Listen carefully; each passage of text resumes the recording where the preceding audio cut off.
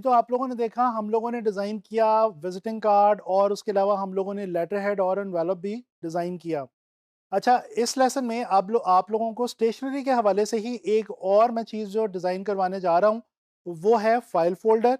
File folder का इस्तेमाल basically stationery में उस वक़्त होता है जब हम लोग लेटर हेड या इस जैसी और चीज़ें जैसे कि विज़िटिंग कार्ड वग़ैरह किसी कवर में या किसी फ़ोल्डर में रखना चाहते हैं, तो वहाँ पे हमें फ़ाइल फ़ोल्डर की जो है वो ज़रूरत पड़ती है। फ़ाइल फ़ोल्डर का जो साइज़ होता है वो लेटर हेड के साइज़ से थोड़ा-सा बड़ा होता है, ताकि लेटर हेड के साइज़ का जो कोई भी लेटर या कोई भी डॉक्यूमेंट है वो उसके अंदर आसानी से जो है वो आप डाल सकें और उसको अपने साथ कैरी कर सकें। अच्छा जी, जैसे मैंने आप लोगों को बताया कि लेटर हेड से फ़ाइल फ़ोल्डर का साइज़ थोड़ा बड़ा होता है, तो लेटर हेड का साइज़ मैंने आप लोगों को बताया था 8.5 इंचेस बाय 11 इंचेस। ये जो फ़ाइल फ़ोल्डर है इसका साइज़ होगा जो स्टैंडर्ड साइज़ माना जाता है वो है 9 इंचेस बाय 12 इंचेस, यानी इसकी विड्थ 9 इंचेस होती है आमतौर पे और हाइट जो है वो 12 इंचेस होती है। ये स्टैंडर्ड जो लेटर हेड के हवाले से जो हम फ़ाइल फ़ोल्डर डिज़ाइन करते हैं, वो हम इसी साइज़ का जो है वो डिज़ाइन कर रहे होते हैं। तो चलें देखते हैं। अच्छा जी, मैं सबसे पहले एक न्यू डॉक्यूमेंट यहाँ पे ले लेता हूँ। ये मैंने कुछ चीज़ें पहले से अपने पास रखी हुई हैं, जैसे कि लोगो वगैरह। अच्छा, 9 इंचेस बाय 12 इंचेस का मैं एक आर्टबोर्ड ले रहा हूँ, ठीक है? ये देखें, ये मेरे पास एक आर्टबोर्ड आ गया। मेरे पास यहाँ पे कुछ चीज़ें पहले से पड़ी हुई हैं, जैसे कि ये स्ट्रिप मेरी पड़ी है, तो मैं इसको कॉपी पेस्ट कर लेता हूँ यहाँ पे, कंट्रोल C और कंट्रोल V, और इसको मैं यहाँ पे प्लेस कर लेता हूँ। अब इसको मैं एडजस्ट करूँगा अपने इस नए साइज़ के हवाले से। ये देखें, ये हमारा आ गया जी जो साइड वाला डिज़ाइन एलिमेंट है वो। इसके बाद जनाब अली मेरे पास लोगो पड़ा हुआ है, तो मैं लोगो ले आता हूँ और इसमें आम तौर पे याद रखें फ़ाइल फ़ोल्डर में लोगो जो है वो तकरीबन सेंटर में करके आप ज़रा थोड़ा बड़ा करके जो है वो लगाते हैं, तो वो एक अच्छा लगता है और वो थोड़ी-सी कंपनी की रिप्रेजेंटेशन भी, ब्रांडिंग भी अच्छे तरीके से वाज़ेह हो जाती है। तो ये हम सेंटर में यहाँ पे इसको जो है वो इस्तेमाल करेंगे और थोड़ा-सा बड़ा करके इस्तेमाल करेंगे।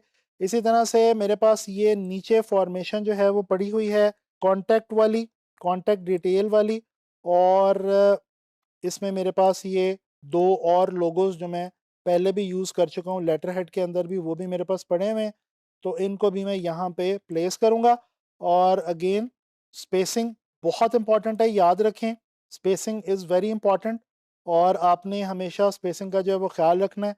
टेक्स्ट इसमें मैंने अगेन डमी टेक्स्ट जो है वो यूज़ किया हुआ है, तो वो आप जब भी एक्चुअली किसी भी क्लाइंट के लिए काम करने लगेंगे तो आप उसके हवाले से जो है जो टेक्स्ट आपको रिक्वायर्ड होगा वो आप वहाँ पे डाल लेंगे। अच्छा जी, तो ये हमारी जो मेन लेआउट है वो हमारी तकरीबन तैयार हो गई है फ़ाइल फ़ोल्डर के हवाले से। अब हमने इसके जो फ्लैप्स वगैरह हैं वो ऐड करने हैं। तो साइड फ्लैप्स याद रखें हमेशा उसकी जो विड्थ है वो 0.5 होगी, जैसे कि पहले भी आपको मैंने एनवेलप के अंदर भी बताया था, और उसकी जो हाइट है वो उतनी ही होगी जितनी कि आपके इस फाइल फ़ोल्डर की है, यानी कि हाइट इसकी जो है वो 12 है और इसकी जो विड्थ है वो मैं दे देता हूँ जी 0.5 इंचेस। ये देखें, ये मेरे पास आ गया साइड फ्लैप इसका, इसको मैं इसके साथ जोड़ देता हूँ। अब मैं इसी को डुप्लिकेट कर लेता हूँ ऑल्ट और शिफ्ट की मदद से। शिफ्ट का इस्तेमाल लाज़मी कीजिएगा ताकि जो भी आप एलिमेंट एक जगह से दूसरी जगह लेके जा रहे हैं वो एग्ज़ैक्ट उसी प्रोपोर्शन में रहे और उसी डायरेक्शन में जो है वो मूव करे। तो शिफ्ट आपको बहुत ज़्यादा जो है वो काम आता है इस काम के लिए। अच्छा, इसी तरह से अब आपको जिस तरह से मैंने एनवेलप में बताया था कि वो भी टू साइडेड चीज़ होती है एनवेलप, इसी तरह से ये जो फ़ाइल फ़ोल्डर है ये भी टू साइडेड है, क्योंकि टू साइडेड होगा तो उसके अंदर कुछ चीज़ आप डाल सकेंगे ना। लेटर आप तभी उसके अंदर डाल सकेंगे जब उसकी 2 साइड्स होंगी और वो इस तरह से बंद होगा, ऊपर उसके जो है वो कवर होगा। तो अब हम अगेन इसके अंदर भी क्या करने वाले हैं कि हम जितना साइज़ की ये एक साइड हमने बनाई है, उतने ही साइज़ की हम एक और साइड जो है वो बनाएँगे, ठीक है? और ये मैं चलें अलग से ले लेता हूँ एक, जैसे कि मैंने आपको पहले बताया था विड्थ इसकी जो है वो है 9 और हाइट इसकी है जनाब अली 12।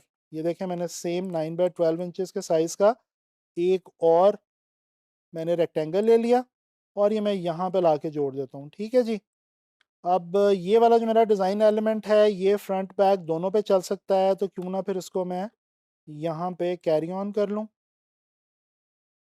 इसको मैं यहाँ तक ले जाता हूँ और अरेंज में जाके इसको मैं कर लेता हूँ ब्रिंग टू फ्रंट, ताकि ये दोनों साइड से मुझे नज़र आ सके। तो ये आपका फाइल फोल्डर जो है वो काफ़ी हद तक कंप्लीट हो चुका है।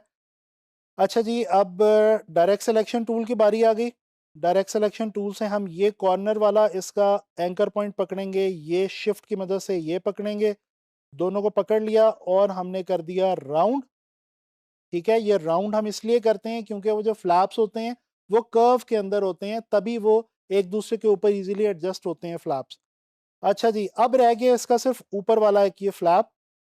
तो ये मैं जनाब अली एक और शेप ले रहा हूँ, जिसकी जो विड्थ है वो 9 इंचेस है, जो कि मेरे इस मेन लेआउट की है, जो मेरा एक एक्चुअल जो स्टैंडर्ड साइज़ है। और इसकी जो हाइट है वो मैं रखने लगा हूँ 1.3। और ये भी मैं आपको पहले बता चुका हूँ कि ये जो ऊपर वाला फ्लैप होता है स्टेशनरी में, इसका जो स्टैंडर्ड साइज़ है वो 1.3 होता है। ठीक है, और अब हम क्या करते हैं, दोबारा डायरेक्ट सिलेक्शन टूल से मैं इसका ये एंकर पॉइंट सेलेक्ट करता हूँ, शिफ्ट की मदद से मैं ये वाला एंकर पॉइंट सेलेक्ट करता हूँ और इनको ये जो अंदर हमारे पास ऑप्शन होती है इसको ट्विस्ट करने की, इसकी मदद से मैं इसको फोल्ड कर देता हूँ। तो ये देखें जी, ये हमारा जो फाइल फोल्डर है वो तैयार हो चुका है। आप लोगों ने जब भी डिज़ाइन बना के देना है अपने क्लाइंट को, तो कोशिश करनी है कि विद फ्लैप्स और तमाम front back proper complete design बना के अपने क्लाइंट को दें और लेआउट बड़ी नीट एंड क्लीन और साफ़ सुथरी सी रखें। इसी तरह से आप लोग जो है वो बड़ी आसानी से प्रोजेक्ट्स विन कर सकते हैं। मैं उम्मीद करता हूँ कि ये आप लोगों को लेक्चर जो है वो पसंद आया होगा। इंशाल्लाह ताला नेक्स्ट लेसन में हम लोग स्टेशनरी के हवाले से कोई और चीज़ डिस्कस करेंगे।